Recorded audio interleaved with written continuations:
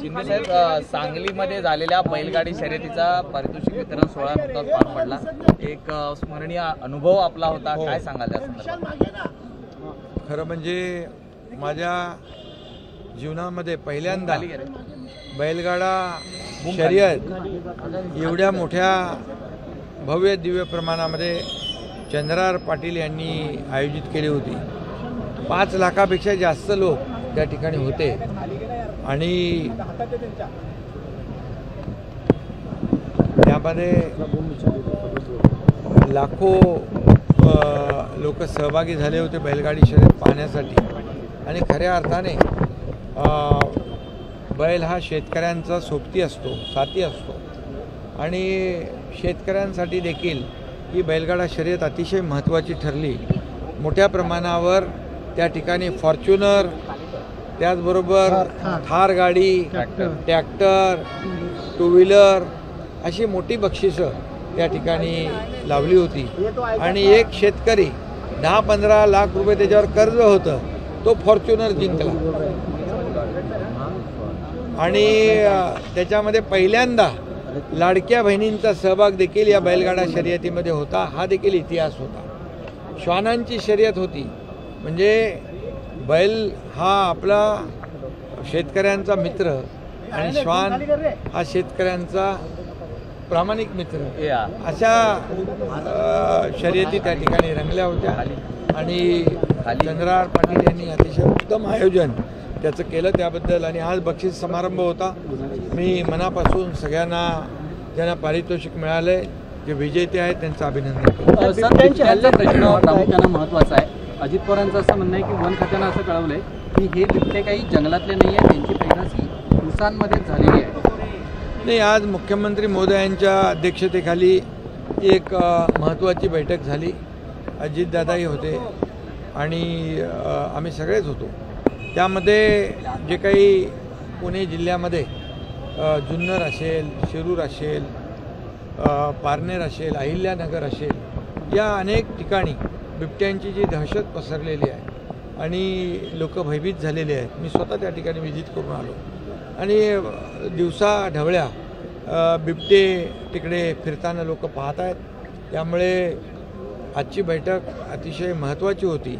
आणि त्यामध्ये जो बिबट्या गावठाणाकडे, घराकडे, या ठिकाणी शेतीकडे येतो आणि त्याला तात्काळ जेरबंद करण्याचा निर्णय झालेला आहे. ट्रँग्युलाइज करणं आणि त्याला जेरबंद करणं, यासाठी निवारा केंद्र वाढवणं हाही निर्णय झालेला आहे. त्याचबरोबर जो नरभक्षक आहे त्याला, नरभक्षक बिबट्याला दिसताक्षणी गोळ्या घालण्याचाही निर्णय झालेला आहे. आणि कुठल्याही परिस्थितीमध्ये माणसाचे जीव वाचले पाहिजे.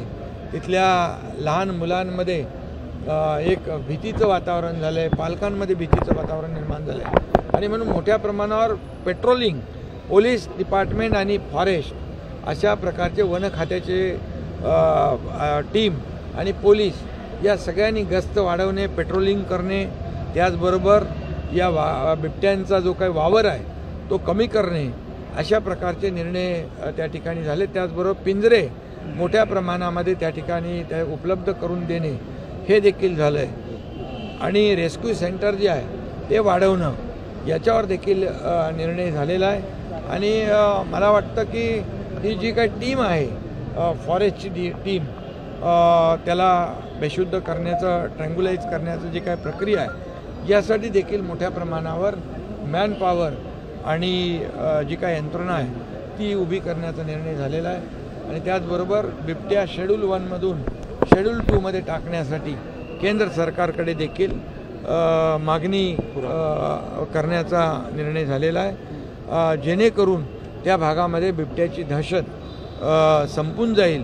आणि त्यांना पूर्णपणे जे काही रेस्क्यू सेंटर आहेत, जे आता तिथं त्याची कॅपॅसिटी कमी आहे, परंतु ती कॅपॅसिटी वाढवणं हे याच्यावर निर्णय झाला आहे. आणि त्यासाठी जे काही करावं लागेल ते शासन करेल. लोकांचा जीव बिलकुल महत्त्वाचा आहे. लोकांचा जीव वाचवणं याला प्राधान्य शासन देईल. ठाणे महानगरपालिकेमधनं BACPची जे घर प्रकल्प आहे त्यामध्ये मुद्रांक शुल्कमध्ये अधिभार सवलत जाहीर केलेली आहे. जवळपास 6,343 गरीब कुटुंबियांना याचा फायदा होणार आहे. BACPची घरं जी ठाण्यातली आहे 6-7 हजार, त्यांना 1% स्टॅम्प ड्युटी भरावी लागत होती. परंतु निर्णय घेतलेला आहे की आता त्यांना फक्त जवळ 56,000 ते 1,34,000 पर्यंत ती रक्कम होत होती, पण आता फक्त 100 रुपयामध्ये त्यांना हे रजिस्ट्रेशन होणार आहे. त्यामुळे लाखो रुपयांचा फायदा सर्वसामान्य BACPमध्ये घरामध्ये राहणाऱ्या नागरिकांना होणार आहे. सगळे जे रस्त्यांच्या बाबतीत तुम्ही बैठक घेतलात, अधिकाऱ्यांनाही ब्रिज नेमका कामाला ह्या गती कशा MMR मधल्या जे काही फ्लायओव्हर आहेत, ROB आहेत, रस्ते आहेत, मग ते BMCचे आहेत, MMRDAचे आहेत, MSRDCचे आहेत, या सर्व जे रस्ते आणि फ्लायओव्हर आहेत, हे फ्लायओव्हर वर जे काही खड्डे आणि पावसामुळे जी काही त्याच्यावर जी काही प्रक्रिया करणं आवश्यक आहे रिसर्फेसिंगची, ही युद्ध पातळीवर रिसर्फेसिंग करण्याच्या सूचना मी दिलेल्या आहेत. ताबडतोबीने काम सुरू करण्याच्या सूचना दिल्या आहेत. फेब्रुवारी एंडपर्यंत कंप्लीट हे फ्लायओव्हर, ROB आणि रस्ते स्मूथ झाले पाहिजे, रिसर्फेसिंगचं काम पूर्ण झालं पाहिजे, अशा प्रकारच्या सूचना मी दिलेल्या आहेत. आणि त्यामध्ये एक मॉनिटरिंग सिस्टीम, एक कक्ष देखील या ठिकाणी नगरविकास विभागाच्या माध्यमातून याच्यावर देखरेख करेल आणि क्वालिटीचं काम या ठिकाणी होईल आणि लोकांना त्याचा फायदा होईल. बाबा सिद्दीकी प्रकरणातील आरोपी अनमोल बिश्नोईला आणलं जात आहे भारतात. जे महायुतीमधले जे इतर पक्षांचे कार्यकर्ते ते फोडले जात आहेत, याच्यामुळे ही नाराजी होती का? नेमकं काय झालं होतं? नाही, आज मुख्यमंत्री महोदयांच्या बरोबर आमची चर्चा झाली, बैठक झाली आणि त्या बैठकीमध्ये महायुती मजबूत झाली पाहिजे, महायुतीमध्ये कुठेही मतभेद होता कामा नये, महायुतीला कुठेही गालबोट लागू नये आणि म्हणून आम्ही महायुतीने लोकसभा लढलो, महायुतीने विधानसभा लढलो, महायुतीने विधानसभा लँडस्लाईड विक्ट्री यश प्राप्त केलेलं आहे आणि त्यामुळे कुठेही वातावरण या स्थानिक स्वराज्य संस्थांमध्ये बिघडू नये, खराब होऊ नये, अशा प्रकारची भूमिका मुख्यमंत्री महोदय आणि माझी दोघांची आहे. आणि त्यामुळे यामध्ये मुख्यमंत्री महोदयांनी देखील सांगितलेलं आहे की आता जे इंटरनल जे प्रवेश आहेत, शिवसेना भाजप, भाजप शिवसेना किंवा महायुती, हे कुठल्याही परिस्थितीमध्ये घेतले जाऊ नये.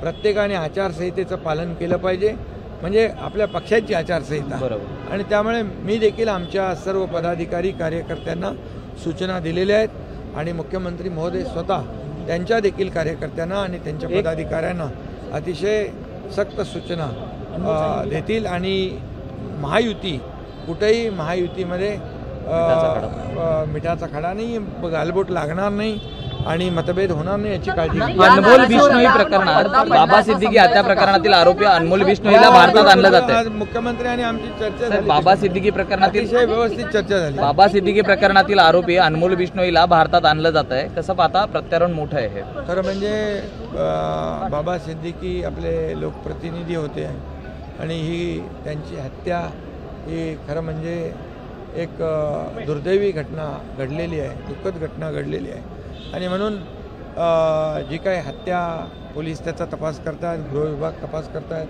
मुख्यमंत्री महोदय स्वतः त्यामध्ये लक्ष घालून आहेत. त्यामुळे त्याचे मारेकरी जे आहेत हे अटक झाले पाहिजे अशी भूमिका सरकारची आहे.